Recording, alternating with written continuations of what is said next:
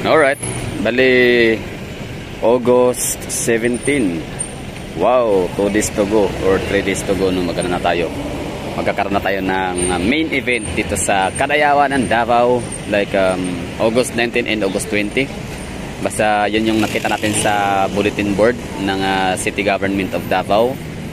August 19 is Indak sa Kadalanan Festival, and at the same time nakita rin natin yung August 20 is ayun yung Floral Float Parade. Okay, tapos ngayon dito tayo sa may Roxas Boulevard ha. Sa mga nagko-correct sa akin dyan, bakit ko daw laging sinasabi na Roxas Boulevard, ito daw naman ay Boulevard lang naman. Kumbaga, ang tinutukoy kasi Roxas Boulevard is intersection, like Roxas and Boulevard. So yan, Roxas Boulevard. Bali sana ipupunta ko ngayon ng City Hall, pero napadaan kasi ako dito, like nakita ko tong ating future linear park dito sa Roxas Boulevard Avenue. Sa may Roxas Avenue. So ngayon, shout out natin si Roderick 29, no? And kung sino pa yung mga nag-request dyan about review and update, no? Review and update vlog sa gagawing sa magandang linear park natin dito sa Roxas Avenue. Nakita ko sa casino parang may may ganap na talaga siya. May mga development na, so tingnan natin. May mga railings. Tapos merong, hindi ko alam kung anong tawag nito. Ito to, yung parang tub. Diba, pwede siyang gawing swimming pool, lap pool. Diba? Pero siguro tansya ko dito gagawin tong parang garden or something na parang lagyan siya ng mga pananim, no?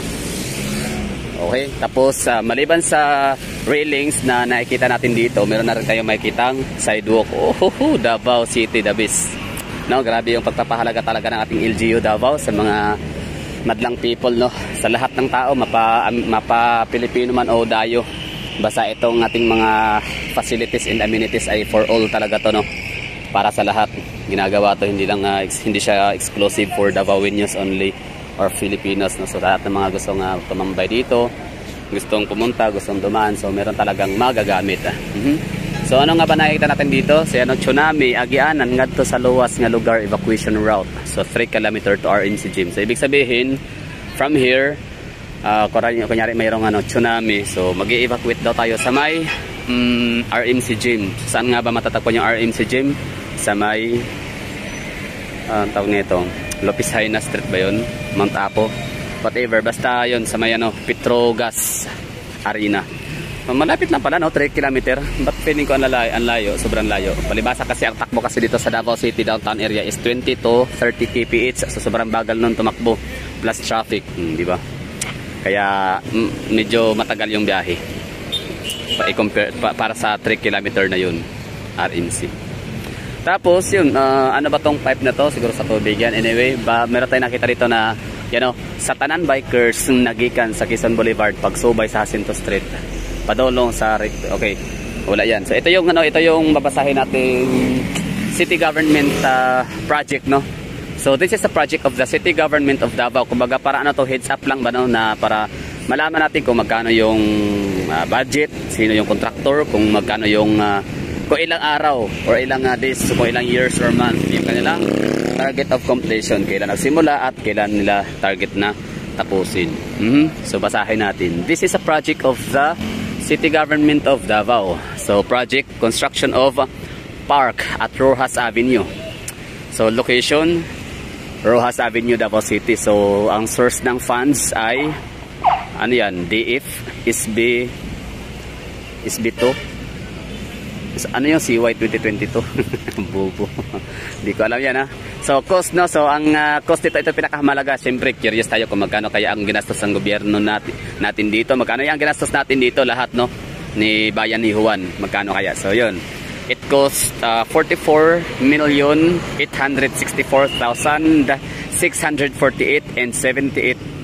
Wait lang. 44,864,648 pesos and 78 centavos. Okay. Or appropriation 45 million pesos.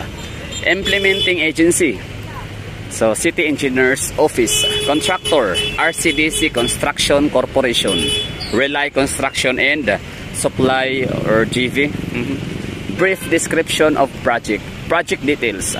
O, ito na yun. Mahagala, ha? So, eyes on the board kasi magkakaroon tayo ng, ng pa-exam na ito. May pa-exam. May pa-quizzes na. Project date. So, duration, started, target, date of completion, tapos percentage of completion, tapos projects, yan na nga, project date. So, yun, kung kailan siya yung duration niya. Tapos, yung kanyang kailan siya started and target of completion. Tapos, sa project status naman, wala pa siya nakasulat yan, no? So, project status, syempre, yung percentage of completion. Kung ilang percent na nga ba siya. For example, sasabihin ko yung target of completion. I mean, percentage of completion is yung sa may phase 3 ng ating underground cabling, no? Sa may Ramon Magsaysay na ginaganap yun. Tapos, meron silang 57% complete. So, ibig sabihin, ano na lang, 43% na lang yung aayusin. So, basically, malapit na, no? Na magiging 100% completion na functional na talaga siya. Like, may engine na natin yung view ng Ramon Magsaysay without head wires. So, yun. As of date, tapos, costin, cord, to date, date completed remarks. Okay, so yun. For particulars of complaints about this project, please call. Di ba, may mga ganyan pang mga option na pwede tayong tumawag daw kung may pong complaints. So, talagang transparent yung government natin dito, like, or buong sa Pilipinas, talagang binibigyan tayo ng option, no? Magreklamo tayo kung nakadisturbo ba sa ating pagtulog, sa ating mga hanap buhay ang ginagawang trabaho. So, yun lang daw, magtawag lang daw. Anyway, balikan natin yung project date. Duration. So, yung kanyang duration is 220. Anong nga ulit yung cal days? Calculated days, no? So, 220 calculated days. 220 calculated days. So, ilan ba yun? Ilang buwan yun? So, ang month is meron tayong 30 days in a month. So, sa 10 days, 10 months, meron tayong 300. So, ibig sabihin, hindi siya abot ng 10 months.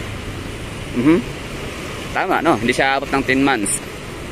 Wait lang. So, pag-anay natin yung utak natin, yung brain cells, dali.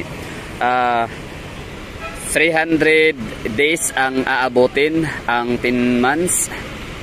So, gawin natin 9 months. Buo talaga. Sorry, mahagala. So, pag 9 months naman, so 30 days, so 9 months, so ilan yon? Okay, so pag 9 months naman ay 270 days ang calculated, no? So, pag 8 days naman ay, okay, so yun, nakuha ko na. So, 220 calculated days is ano siya? Yan yung nasa mga 7 months, no? Lampas. So, nagsimula siya, dated December 16. Meron akong vlog yata na ito, no? Na like within in the month of December, basta nakapag ako nito, nakapag-vlog. So, balikan natin yan. Pwede naman tayo magagamit in future reference, no? So, started siya noong December 16. Tapos, target of completion, so July 23. So, December, January, February, March, April, May, June, July. So, tama ako, di ba? Ang talino ko for today's video. July 23, yung target of completion. So, yun, ang percentage of completion is wala pa silang nailagay dyan kung ilang percent na as of date. Pero para sa akin, mula rito hanggang dun sa pinakadulo sa Maya Ateneo de Davao University, parang masasabi kong nasa mga, siguro mga 40%. No? Kasi, yun, no? May mga, may mga ganap na, no? May mga railings, kahit pa, may mga center, na sila, parang tulay-tulay. Okay, so ngayon, lakadin natin dito, pero mas maganda sa kabila. Saan ba maganda maglakad? Kabila o dito? Sige, dito na lang. Kasi sa kabila kasi, tapos na yung ganito, yung sidewalk. Mga ka mo buha nga, banatan ka mo buha nga.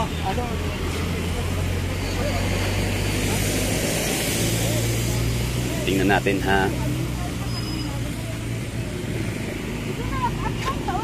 So, dito na area, hindi pa talaga tapos. Tingnan natin yung Yan, no? So, ito yung sasabi ko sa inyo na parang estimated ko lang siya, no? Akin lang to, no? Speculation or estimation or estimated ko to. Lahat naman tayo may kakayanan na mag-estimate, no? Mag-estima.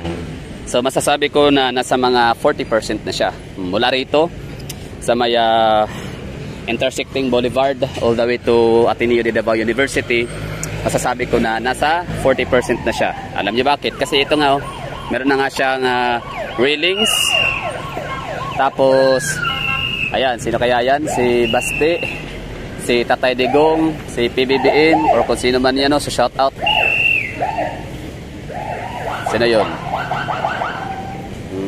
Okay, di kilala. So, yun,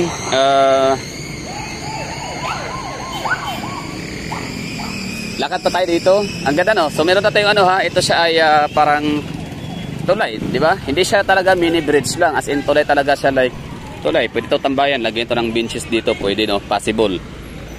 Although, especially, ano na to sa atin, no? Hula-hula lang. Pero possible siya. Lagyan ito ng ano, upuan. Tapos, siyempre, meron na nakalagay na pailaw. Pero, siyempre, hindi pa siguro tayo ito makikita na sisindihan. Pero, ano to, no? Parang solar power ang kanyang source of energy. So, siyempre, para mas makatipid tayo, no? Wala tayong babayaran. Wala tayong kailangang bubunuting piso sa ating kabanambayan para bayad sa electric bill. Tapos ito naman siya, ang purpose nito is para hindi makapasok yung mga motor. Pwede hindi makapasok yung mga wheels, no? Pwede, no? Pwede. Pwede kaya lagyan siya ng mga bisikleta din. Patinganan, parang ganun. Longsod ng Panabo. Left turner yield to bikes. Kasi ano ito kasing itong ano na to, area na to, yan. Dalawa kasi naghahati diyan, no, yung mga bikers and mga cyclists and mga pedestrian. So medyo hindi siya safe para sa mga pedestrian. So good thing na meron na tayong ganito sa Davao, sa Rojas Night Market. May engine na natin talaga mga paglalakad-lakad sa gilid. O kasi merong railings, hindi na tayo matatakot para sa ating mga malaliit na mga supling na baka mahulog sa kanal, sa creek, no? Open creek pa naman siya. Pero baka darating din yung time no na isasarado din siya. Tapos gawin na siyang ano talaga, yung lakad, pwede na siya lakaran. Anyway, kaya nga siya diba tanawag na linear park kasi gagawin siyang park. Although hindi ko nakita yung animation video ng City Engineering Office tungkol sa future na magiging hitsura nitong ano linear park, pero yun na yung ano parang namataan ko, hindi ko siya talaga na sa ulo, no, pero nakita ko siya, parang nagdaan siya sa wall ko, diba? Basta ano, abangan natin to mga Davaoenyo. Grabe, no, nakakatuwa lang. Hindi to masasabing simpleng bagay lang kasi it means a lot talaga sa atin na may mga gantong pasilidad ang Davao na yun na nga, may enjoy nga talaga natin. Basta ang Davao City is meron tayong as of now meron tayong 26 parks within the city. So kung ikaw ay taga Luzon, ikaw ay taga Visayas, in some part of Mindanao na nanonood ito ngayong vlog ko na to ngayon, so tatanungin ho kayo kung meron kayong idea lang sa tingin nyo ilan yung parks meron kayo dyan. Kasi kami sa amin dito sa Davao is meron kaming 26 parks. Parks talaga siya na ano yung ano siya, legit talaga siya na pwedeng matambayan, pwedeng mapagpahingahan, jogging, biking.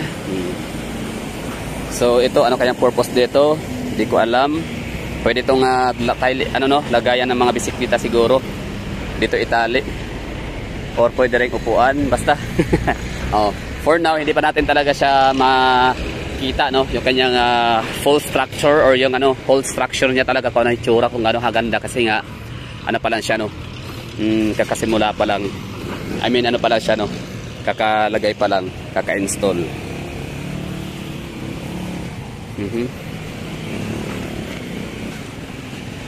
So ito yung tinatawag na linear park. Although meron na tayong linear park sa Davao sa may MacArthur Highway Matina Linear Park. Kung hindi niyo alam yung MacArthur Highway Matina Linear Park, matatagpuan ho yan sa Davao City Water District. Kapag di ba punta ka ng SNR, di ba papunta ka ng Matina IT Park. Tapos meron tayo yung makikitang tawag na ito Matina Linear Park. Matatambayan siya. Diyan sa may papuntang, nagsimula siya sa may Water District, tapos matatapos yung kanyang haba doon sa may kanto ng Tulip Drive. So mahaba-haba, di ba? Linear park. So yun ang first ever linear park natin dito sa Davao. Tapos ito yung pangalawa, if ever na matapos to dito.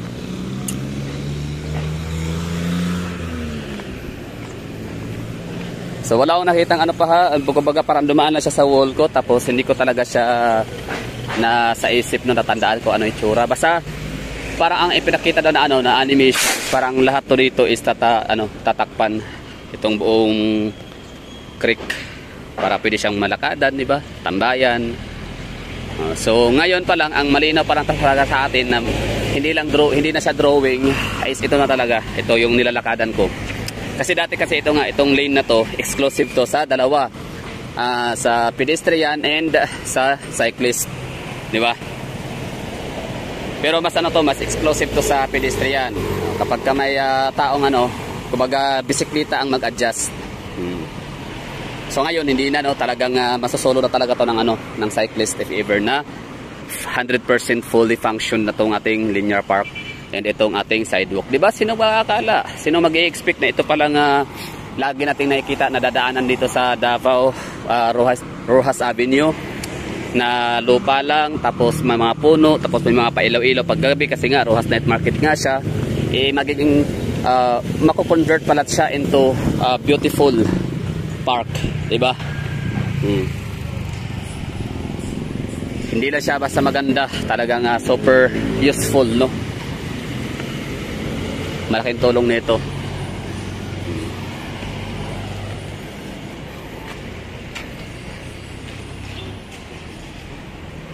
Diba? Ang ganda lang.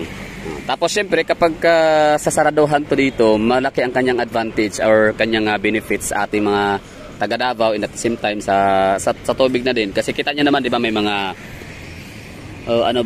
basta may mga nahuhulog pa din dyan ng mga plastic bottled or mga bottled water. May mga plastic na mga solid waste pa rin na nahuhulog dyan sa creek, sa tubig. Di naman natin may pagkaila. Yung iba dyan lumot na yan eh.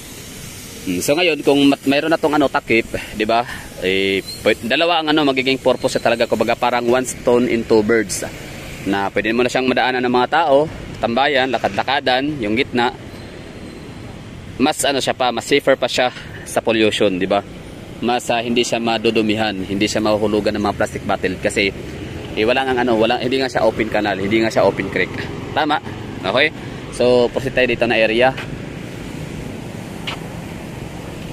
Saan ba? Dito, hanggang dito lang yung nalalakada nating sidewalk.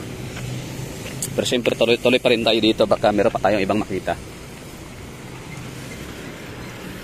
Basta yung railings installation nagsimula talaga doon sa may malapit sa may Ateneo de Davao University. Ngayon talaga nga umabot na siya doon sa may tawag nito Boulevard.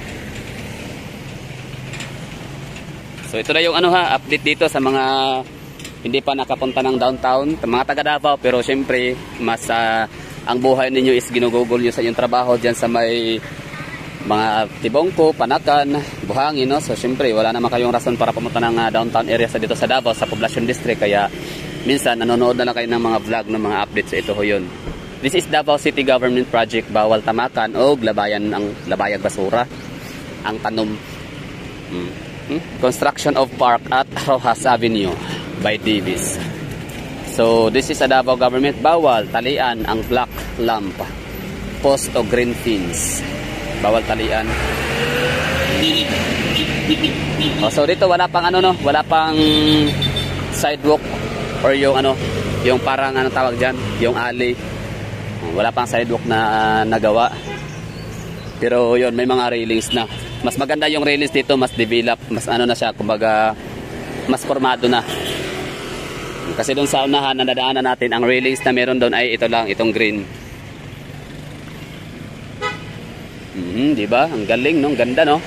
So ito yung nilalakadan natin. Ito yung walkway or ito yung para sa mga pedestrian and cyclist. Pero the moment na bubuksan na nga itong railings na to, itong park na to, so meron siyang railings kabilaan, dito na side end yun, kabilaan nga. So dyan na maglalakad ang mga tao, mga bata, lahat, no? So mas safer para sa atin ng mga pedestrian. Tapos ito naman is mas safer na rin siya or mas convenient na siyang gamitin ng mga cyclist. Ganda na ito, no? Kung hindi man to siguro tatakpan ng Ano sa tingin nyo? Tatakpan ba to ng simento itong gitna? Itong creek, ibabaw nitong open creek para magiging sarado na siya? Or lagyan siya ng pero transparent transparent. Ano sa tingin nyo? Kuro-kurot opinion lang din naman, no? Wala naman tayong hula-hula pa lang tayo dito. Pwedeng hindi, pwedeng oo. Yan yun na tatutukol ko sa inyo na may mga mga solid waste material na mahuhulog, hindi talaga maiwasan, tatangayin ng hangin, dadalhin ng tubig ulan at ng baha, o hindi aksidenteng nahulog, no, ng mga bata. Tapos yun, dahil nga open creek siya, open canal siya, o walang pananggalang, mahuhulog talaga siya diretso sa may creek dyan. Whereas kung meron na tong tulay, meron na siyang takip, di ba? 100% takpan talaga to dito, so walang mangyayaring pollution sa tubig kanal natin dito sa Davao, sa ating Rojas Avenue. Ibig sabihin, mas smooth yung kanyang flow, no, mas malakas, mas normal. Normal pa nga to na may mga lumot. May mga lumot, tapos may mga ilang piraso na plastic solid waste materials na uhulog. Diba ang ganda, no? So ito yung update natin dito, yung latest update or latest na ganap, latest formation or latest form ng ating Davao City or Rojas Avenue Park.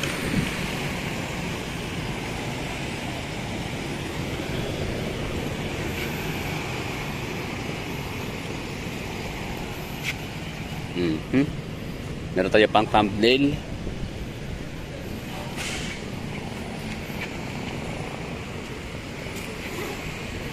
So grabe na ang bilis, no?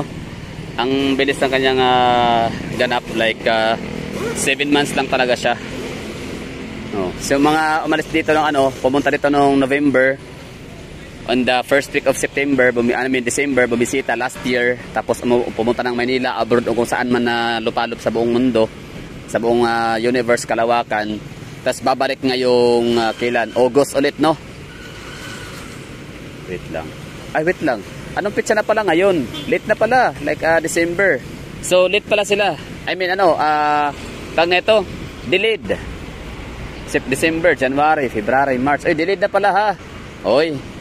Hindi ko na malayan. Ngayon ko lang namalayan. August na pala ngayon. Okay, so late na pala to, no? Tawag nito delayed.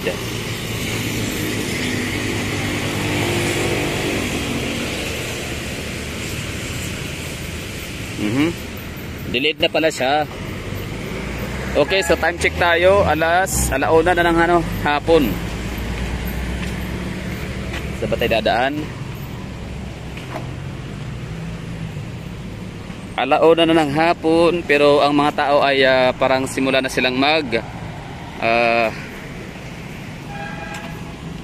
nagsimula na silang installed, prepare, no? Nakalatag. Simula na silang maglatag, put up ng kanilang mga tulda para mamaya sa night market.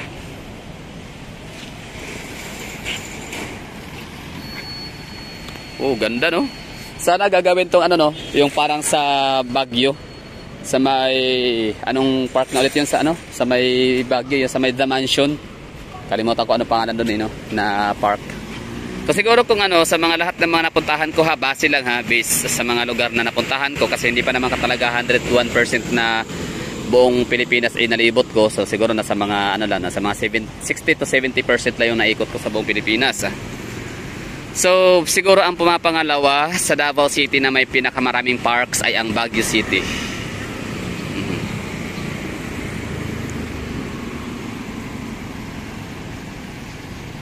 Ayan. Diba ang ganda, no?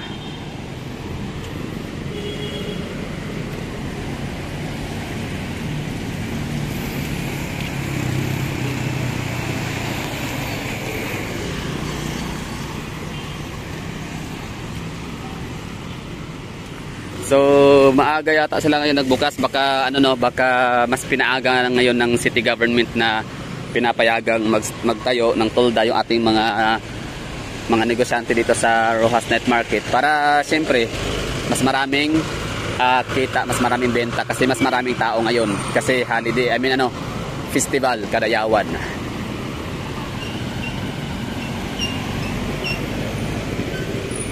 Okay, tawid. So ito na yung Padre Gomez, tapos Puras. Yan, Padre Gomez, tapos Puras. Tama. Padre Gomez pa rin pala, still. O diba? Siguro ako'y makakalimutin lang o sobrang dami kasi ng kali sa Davao kaya hirap talagang magtanda.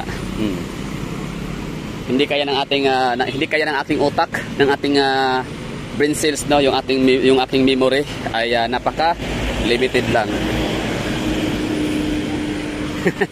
Siguro nasa mga mga 100 MB. 100 MB lang, grabe, no. Malaki pa yung parang diskit lang, mga 3 pirasong diskit. Diskit is nasa 19 MB.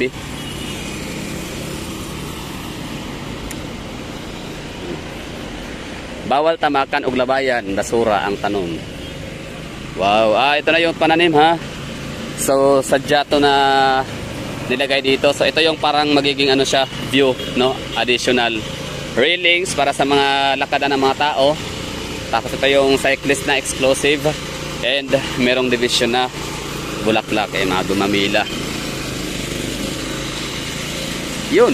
At dito lang tatapos yung ating Rojas Avenue Linear Park Expedition. Kasi dyan, ibang park na ang tawag dyan, eh. Nakalimutan ko anong pangalan, anong tawag.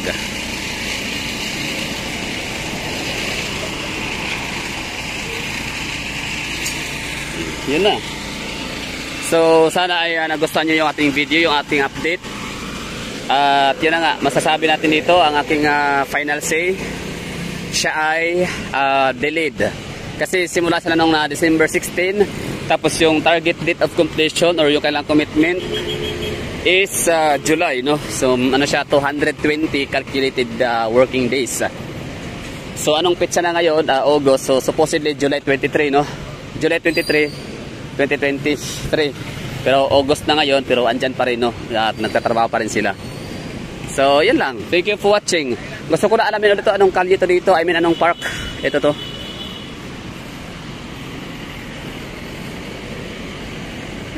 Okay, alam, parang magiging ganito itsura ng ng Rojas Avenue Park or Rojas Street Park or yung ating Rojas Avenue Linear Park. Parang magito itsura.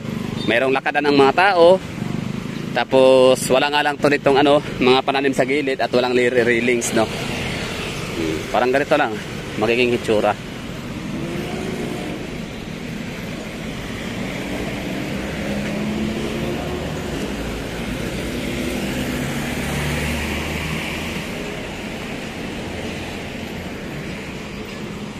Sana nagustuhan nyo yung vlog natin. So dito ko lang dito ko to ikakat kapag mabasa na natin tong pangalan ng park. Candelaria Park is dun yun sa may Ecoland Bus Terminal. Botanical Garden is dun sa may papuntang Bypass Road sa may Gym Village Maa. Tapos Candelaria Botanical, yun yung kasi yung talagang ako'y nahihilot nalilito. Ayun, Millennium. Centennial Park naman is doon sa may City Hall. Although di na ako sure talaga. So Millennium, ha. Millennium is Rojas. Botanical doon sa may circumferential unahan papuntang Gym Village Maa Bypass Road. So Millennium, Botanical, tapos Candelaria, tapos Centennial. Okay. Yan lang. Bye-bye. And ingat.